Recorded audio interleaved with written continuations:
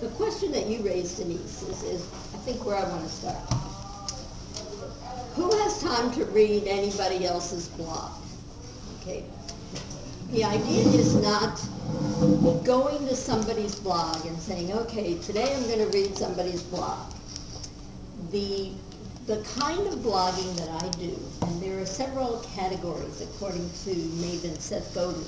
There are cat blogs of people who have opinions. They may be political opinions, they may be societal opinions, health opinions, and they want to gather followings, and so they want to meow. They want to get dogs out there, and they want people who do want to come back and read what they're saying, and who want to contribute, and who want to comment and all that. That's not the kind of blogging that I do, but it has a very valid place.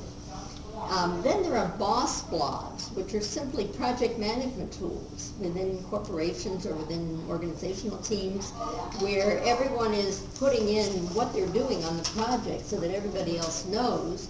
And so you are going there to read. You're specifically going there to keep up with this project. But the kind of blogs that I deal in are called viral blogs. And no one is going to come and want to read your blog unless they want what you have, what you know, or what you know how to do right then. Otherwise, they're never going to come to your blog in the first place, and they're certainly not going to read through it because they don't want, right that minute, there's no urgency. So where we have to start is that blogging is a way to meet strangers who right then are looking for what you have, what you know how to do. There was a marketing experiment done a number of years ago about billboard advertising, and many of you may be familiar with this, but they experimented with a questionnaire where they stopped motorists who, and they were looking for people who had driven the same path, day after day after day after day for years. And the same billboard was up there, and it was a car sales billboard. And so they would stop them and they'd say, what's on the billboard? Can you recall what's on the billboard on 10th and Main, or whatever the street was? And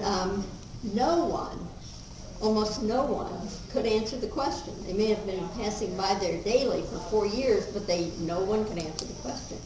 But those few who could answer the question were those who needed a car, and only those. So for some reason they saw the thing, it's like me seeing this picture, but they didn't need a car, so it didn't have any space in their brain, so they never registered that. So even though it was there, they didn't find it. Well, blogging for business is that same way. No one is going to find it. In fact, you don't care if those many someones don't find it, because you want to meet strangers who want you, but they don't know how to find you. They don't know your name. They want a meeting place in Carmel for a small business. They want a place that's unique and artsy, but they've never heard of Soho. So they're not going to be able to go on Google and say Soho Cafe, or Sojo, is it? Soho Cafe. So what they are going to do is say meeting place in Carmel, breakfast meeting place in Carmel. And somebody's going to come up on that page 1. And who is that somebody going to be? What would make it be Soho as opposed to McDonald's or whomever? It would be that business that had put the most recent, frequent, and relevant content out on the web. And blog is just a name, a weblog. It just means that you put content out, but it's new. It's not been up there from 6 months old. So the winner, if you will, of the spot is going to be the one who has the newest, most repetitive presence on the web, because Google and Yahoo, etc., are going to say, aha, that's a person that's involved in this. That's a business that does that.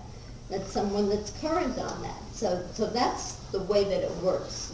So does that kind of address the question? Excuse me 1 second. Came back from my trip to Israel with a little bit of a cold.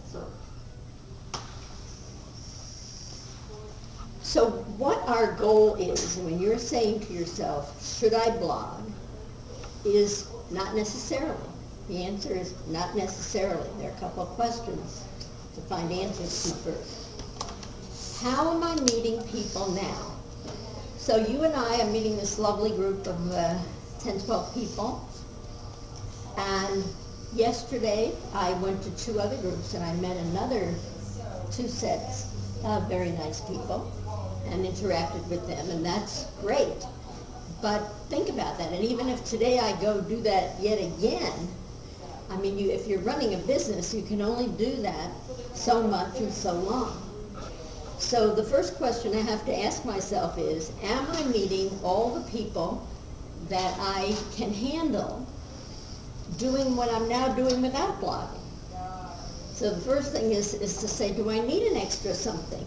Or am I okay with intensifying what I am doing? So the answer is not, you know, if you're a surgeon, it looks like an operation no matter what it is, you know, even if it's a pimple. The answer is, if you're not getting what you want without going further, then blogging may be one technique to go further. So that kind of answers some of what you said. Okay, now, whom do I want to meet? And how likely is it that I can reach them when I blog? So first of all, remember that Google is the matchmaker. And when I say Google, I mean all the search engines. But Google is trying to be a very good Yentl from the Fiddler on the Roof, and is trying to make a good match. Remember the line from Fiddler on the Roof, the way he looks and the way she sees, it's a perfect match. So Google is trying to make, you know, the most perfect match, because if I am accustomed to finding a good match for what I want as a searcher on Google, I'm going to go to Google when I'm searching for something instead of Bing or instead of Yahoo. I'm going to go where I get what I want the quickest. So Google is interested in saying, Bing is interested, I want to make the best possible match. Okay. So in order to do that, we need to